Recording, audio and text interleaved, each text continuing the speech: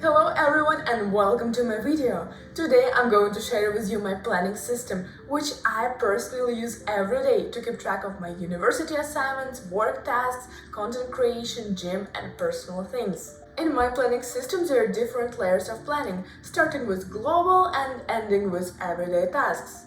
But today I'm going to concentrate only on the last three, which is monthly, weekly and daily planning. So let's start. This is the only notebook I use to do my planning. It's Electrum and it's dotted on the inside. I keep all my month plans in the beginning of the notebook, and right now I do 3 months per page, but honestly I don't love it. There is simply not enough place to write the important dates and deadlines that I would like to memorize. Next time I will definitely give each month its single page and do something more like this. On my monthly spread I add exam dates, birthdays, deadlines, holidays or trips.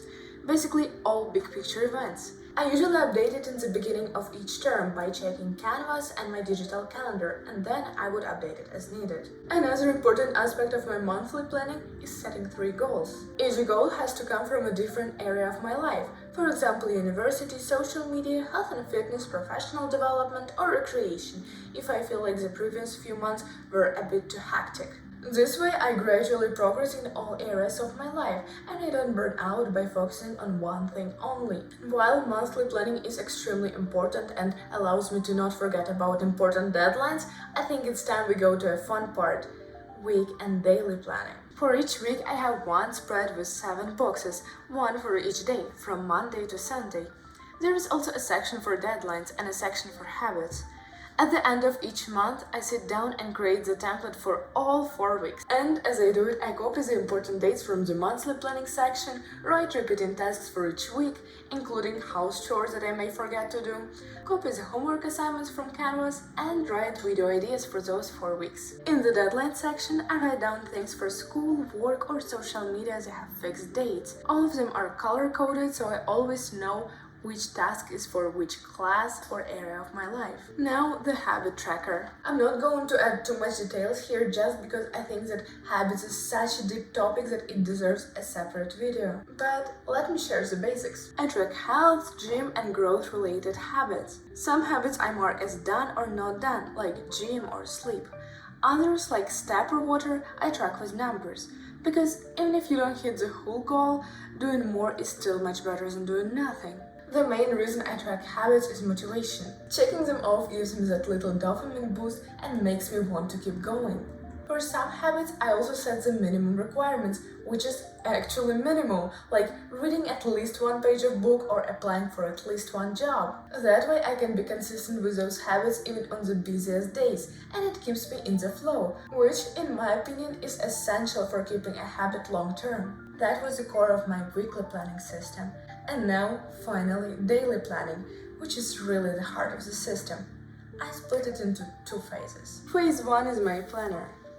In that phase of planning, I'm just writing all tasks that I want and should do the next day. I don't think much of how realistic it is, just brainstorming different tasks and marking the main ones. I use a simple but powerful symbol system. The star is the key. Star tasks are my landing system.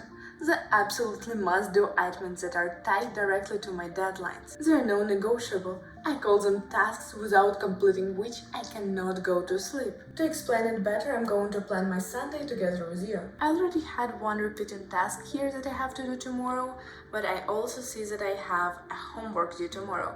Thus, I'm definitely going to add it and mark it with a star. I also added some other tasks for the list, and I'm definitely going to start the AC 101 preparation, since I have to post an announcement for that on Canvas this Monday, and another start task is going to be editing the video, since I have to post it on Tuesday. After writing all tasks in the to-do list, it's time to go to the phase 2, time blocking in the digital calendar. Since I use the Apple ecosystem, I'm going to put all of my tasks in the Apple calendar. In the calendar, I already have a template for events that repeat every week. And yes, it also includes sleep. I always start by putting the start tasks first, since they are the most important. So let's do the same for the Sunday. I'm using a different week just to make sure it's empty. Usually you would see a very filled calendar here, But don't be scared of that, I'll explain my approach to that later. For now, I'm just going to add the start tasks for Sunday. It's to do homework for communication networks, edit this video, and prepare for leading another AC 101 lecture. Yes, I don't have sleep planned for the weekends, just because they're much more flexible than the rest of the days. But I'm not planning on waking up super early, so maybe at like 9, and I'm going to give myself some time to just do some morning tasks. So I'm just going to add some morning routine. And now knowing that I have all that time after 10 a.m., I can plan the start tasks. So first of them is homework 4. I would definitely prefer doing homework in the first part of the day, so I'm going to put it here. Then preparing for AC 101 shouldn't take long, but I definitely have to do that, so I'm going to put it right after. And editing the video is definitely going to be time consuming. I would say about 4 hours. So I would put it somewhere closer to the evening, since it won't require me too much focus and it's something I really enjoy. And now that I'm done with the start tasks, I'm going to put the rest of the tasks just in between.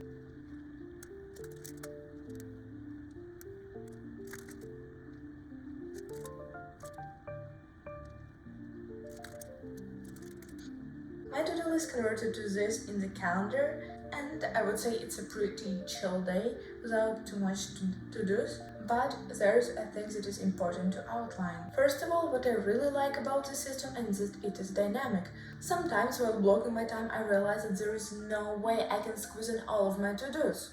But it is totally okay. I just keep a note in my mind that that task turned out to be less urgent or important, but there is still chances of completing it that day. Sometimes I finish tasks faster than I plan, and that buffer time allows me to complete tasks that don't have their own time block.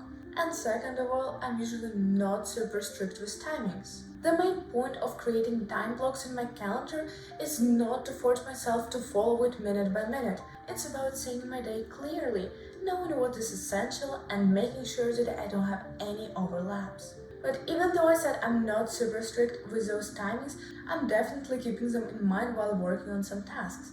Having time constraints, even though they're imaginary, helps me focus on completing the tasks and finishing what matters the most, instead of procrastinating and perfecting small things that don't really matter. At the end of the day, finishing 5 tasks is much better than perfecting just one. My planning system may look simple compared to the other methods out there, but that was actually the point. I don't want to waste time overplanning or making my to-do list more complicated than it needs to be. There is this effort versus result idea that I mention really often. At first, putting more effort actually gives you much better results, but after a certain point, the extra effort doesn't really pay off anymore. That's where people get stuck, spending more time on planning rather than completing the tasks. My system avoids that. It is working for me instead of me working for it. So that's my planning system. I really love it and it works really good for me, but an important point is that all of us are different and it may not work completely for you. It's totally okay, you may need to adjust for yourself. I just really hope this video gave you a new look on some aspects of planning. Thank you for watching. Let me know in the comments what your planning system looks like. And don't forget to like the video and follow me. Bye!